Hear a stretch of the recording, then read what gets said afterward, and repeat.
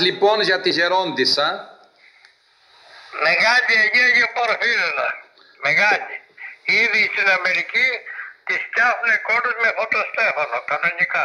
Σαν να είναι αναγνωρισμένη η Αγία. Και τούτο διότι είναι βεβαιόπιστη από πολλά φάρματα και φανείς ότι είναι μεγάλη Αγία. Η σχέση σου μαζί της ποια ήταν? Εσύ την ήξερες από παλιά? Όχι, όταν ήμουνα στο Κώστα, με πήρε εκείνη τηλέφωνο, με αναγνώρισε, μου είπε ποιος είμαι και τα λοιπά, πώς είμαι, χωρίς να με ξέρει καν. Με έβλεπε, με συμβούλευε, με ευλογούσε όλα αυτά. Μάλιστα. Και με βοήθησε θαυματουργικά και κεφάκια, συντάξεις και όλα. Τα πάντα όλα. Την αισθάνθηκες πολλές φορές, έτσι? Πάρα πολλές φορές. Η παρουσία της και την αισθάνομαι, είναι ζωντανή παρουσία της. Ναι. Να σου πω, σε τι μέτρα είναι? Σαν το Αγίου Προφυλίου. Ακριβώς. Ακριβώς, τα ίδια χαρήματα, τα ίδια. Πολύ μεγάλη Αγία, την τρέμουν οι δαίμονες, πολύ μεγάλη Αγία. Γιατί την τρέμουν οι δαίμονες? Στο δαιμόνο. Γιατί είχε πολύ ταπείνωση και τους έκαψε. Ταπείνωση και άσκηση και πολύ ταπείνωση, φοβερή ταπείνωση. Και ο διάβολος δεν αντέχει ταπείνωση. Για πες μας, όταν πήγαιναν οι δαίμονες τι τους έλεγε? Τους δούλευε τους δαίμονες. Έπιανε τον Αρχάγγελο Γαβριήλ και τα λοιπά, την Παναγία της Αγίας. Τον Μιχαήλ, τον Μιχαήλ. Και τα Μιχαήλ. Ναι.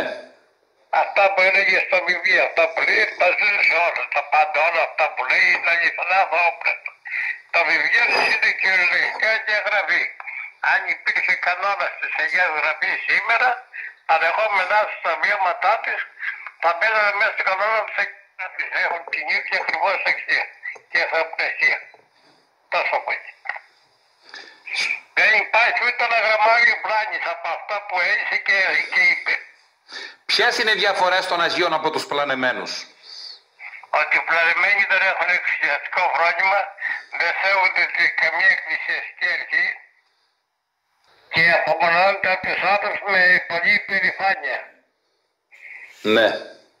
Αυτό είναι. Ενώ οι πραγματικοί προφήτες και άλλοι έχουν εκκλησιαστικό φρόνημα. Πάρτε παράδειγμα, Άγιος Σοφρόνια, Άγιο Πορφύριο, Άγιο Παΐσιο, Άγιο Αγωμητσαγίκη. Ποτέ δεν κοπήκαν από την εκκλησία, ποτέ. Άγιος Επιφάνιος Θοδωρόπουλος, όλοι αυτοί. Μάλιστα. Άγιος Σύμφωνος Χαστής, όλοι αυτοί, ποτέ δεν κοπήκαν από την εκκλησία.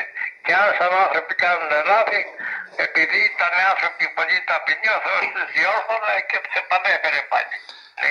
Πολύ σου έλαβε τόσο χάρη στη ζωή της, ώστε λίγοι Άγιοι έχουν λάβει. Στον 20ο αιώνα είναι ζήτημα αν 5-10 Άγιοι έχουν λάβει τόσο χάρη αυτή. Έτσι, Πολύ ψηλά. Αυτό το λες εξ εμπειρίας? Εξ εμπειρίας και εκ πεποιθήσεως και εκ βεβαιοπιστίας. Μάλιστα. Βέβαια. Σου λένε πολλά θαύματα από αυτά που κάνει ακόμα? Κάθε μέρα. Κατά μέσο όρο 5 περιπτώσεις τη μέρα μου λένε. Απλά την αποείτανα τα λίγες, δηλαδή αιματουργίες και ανιατρόγυνα, αρρώστιες, ασθένειες, εμφανίσεις, βοηθά παιδιά σε εξετάσεις, σε κεφάλια συντάξεις, όλα θαύματα. Σε χειρουργία συμμετέχει, ευλογεί κόσμο, όλα θαύματα. Τώρα θαύματα σαν τ' άλλο. Σου τα λένε από όλα τα μήκη και τα πλάτη της γης. Μετράτε, Ηνωμένες Πολιτείες, Καναδά, Βέλγιο, Κύπρος, Ελλάδα, Γερμανία και Αγγλία. Μάλιστα.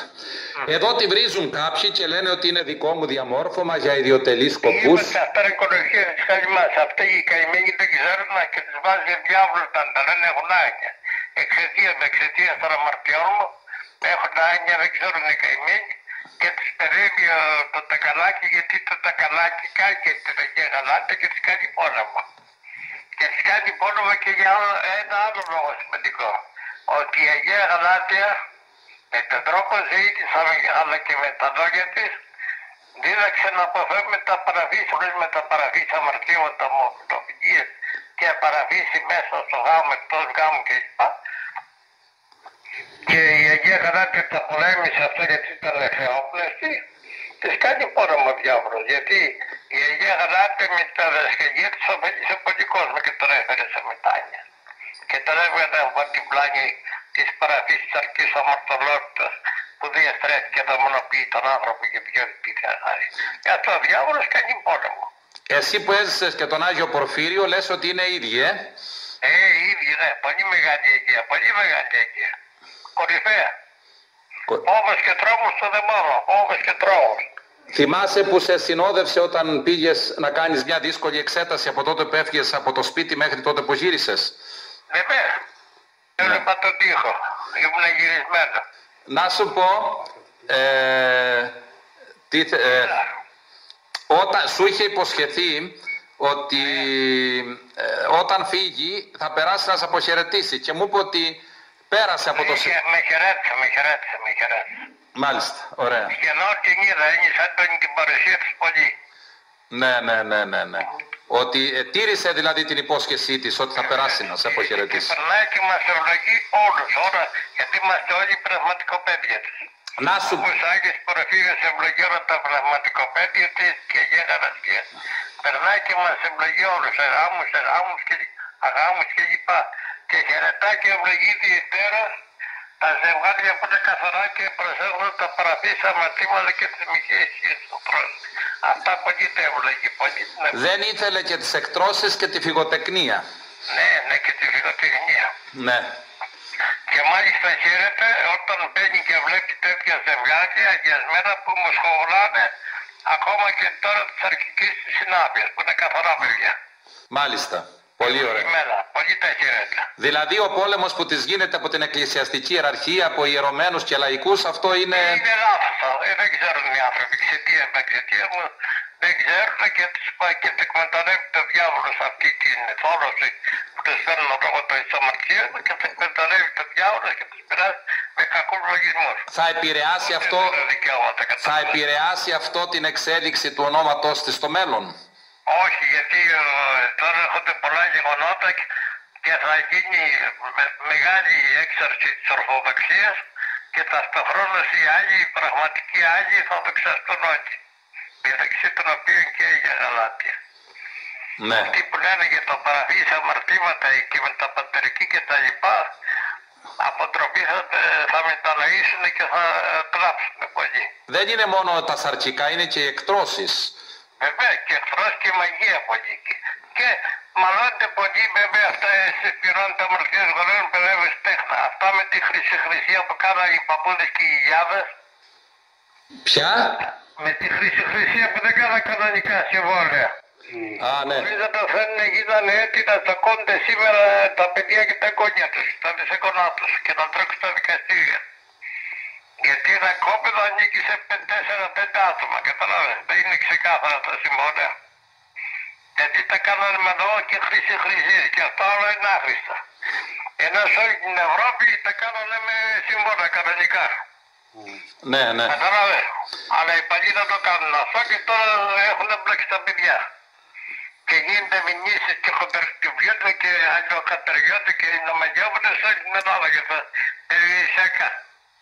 Ιερώθε, να σε ρωτήσω. Τα συμβόλαια να τα προσέχετε, δεν είναι κανονικά με αγορές παλιοί με συμβολογράφους. Ναι. Να μην έχετε ούτε εσείς ούτε τα παιδιά ούτε τα κόνια μελάδες. Για λέγε.